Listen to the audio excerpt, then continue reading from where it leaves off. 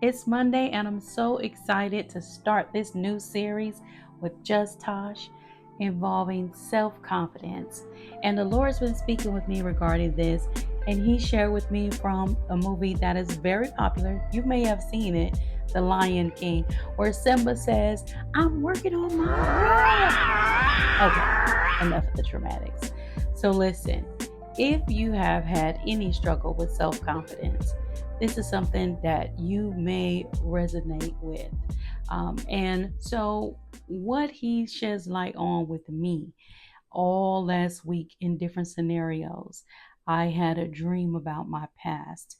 I'll share with you the highlights or the overview regarding that. So, we were in, or the scene is, I was in a home that I grew up in Ontario, and I was with my first spouse and then now my current spouse. As you may have heard or have seen, I was widowed.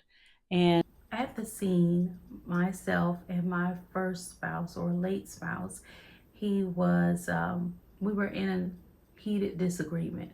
And in those moments, we were just going back and forth verbally, but the verbal banter began to change and it escalated. This caused me to need to leave where I was. And because I knew the neighborhood, I would run. I ran in close proximity around the corner, and then he would find me and we would go back. And then I found an opportunity to try to escape again, and I did. And I went the other direction, but still in close proximity.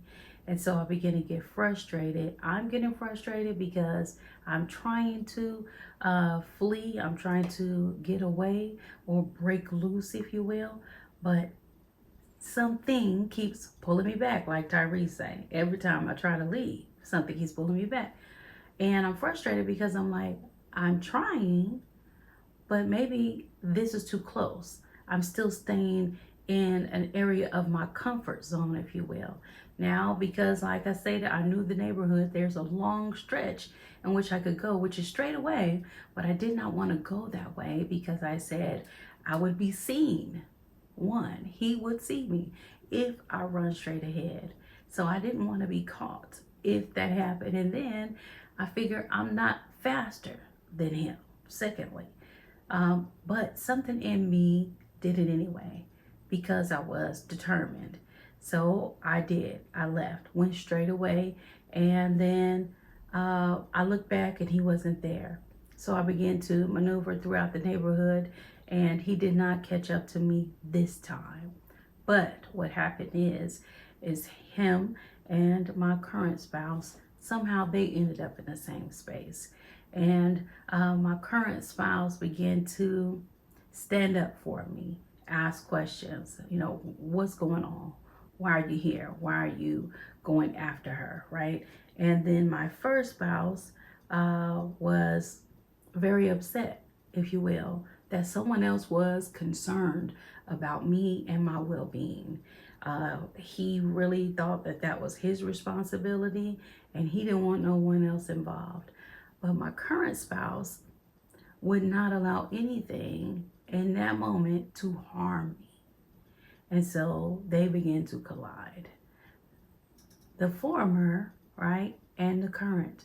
The former was of the mindset that nothing could overtake me, right? I am in control of this person, in which I did not belong to him, but that was his mindset. And my current was of the mindset she's her own person and she needs to be left alone. And you need to leave her alone. So when they began to collide in my dream, I woke up. And truth be told, for a long time during that dream, I wasn't even asleep. It frustrated me so that my body physically was tense, had a lot of anxiety. And then when I woke up, the rest of it, I was dreaming with my eyes wide open, just laying there, continuing to see it unfold. So that was the first thing. Then something else happened that put me in a position where I needed to respond. I was uneasy about knowing a response was needed from me, that I was positioned in a place where I could not ignore, but I needed to speak up. And that type of thing happened to me several times throughout this week. So, what the Lord began to share with me regarding my confidence is this. If you recall, in The Lion King, Simba, although he was a cub, Simba was a lion, right? He was just a child or a cub, right? A baby lion at the time. And something struck me when I looked at the definition of roar.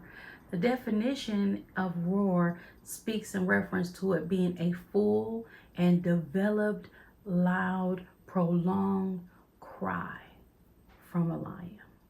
That really messed me up because every time I thought about a lion, I thought a roar would not be referenced or connected to a cry.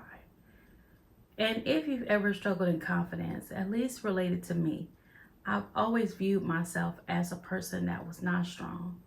I always viewed myself as somebody who could get by, not get over, but just simply get by. I didn't know that I was strong. I didn't know that I was resilient, resourceful. And when you think of a lion, you think of strength, you think of power, but you may not have thought that the roar is actually a cry. Messed me up when I saw that. Sometimes confidence or the lack thereof, it causes you to see things incorrectly. And I'm realizing that about myself. I did not negate my responsibility or the need to respond this week. Every time something arose, I did not flee. I stood up to responsibility. And even though in times past, I may have been viewed as a person who, Tosh just, she's a crybaby. She's weak. I understand that the Lord has been using me in this season to work on my roar. Even though previous times it may have been underdeveloped, but that doesn't mean that it did not exist. It actually and emphatically has always existed, but it needed to be full and developed. And I want to encourage you with that. As you go on your confidence journey, I don't care if you cry. I don't care if you shed a tear. It doesn't mean that you're not a lion. Doesn't mean that you don't have a roar. You are born with it. The Bible tells us that God did not give us the spirit of fear, but he gave us power, love, and a sound mind. So in fact, you were born with the roar, but you gotta let it be developed on the inside of you. So it's more than okay to take the advice from little old Simba and work on your roar. He ends by saying, I just can't wait to be king. I'm going to end with telling you, because you were born with it, that you don't have to wait to be a king. You already are a king. You are an heir of the throne. And this is what I had to tell myself. And so as we dive into this series, as we walk along the path of rebuilding our confidence, this is us exercising and in fact working on our roar, which now we know can sometimes even be a cry. But you will be heard, you will be seen, no matter what. All right, y'all, have a great rest of your day. Join me, if you will, for this new series called I'm Working on My Roar. It's self-confidence. Let's build it. Bye, y'all.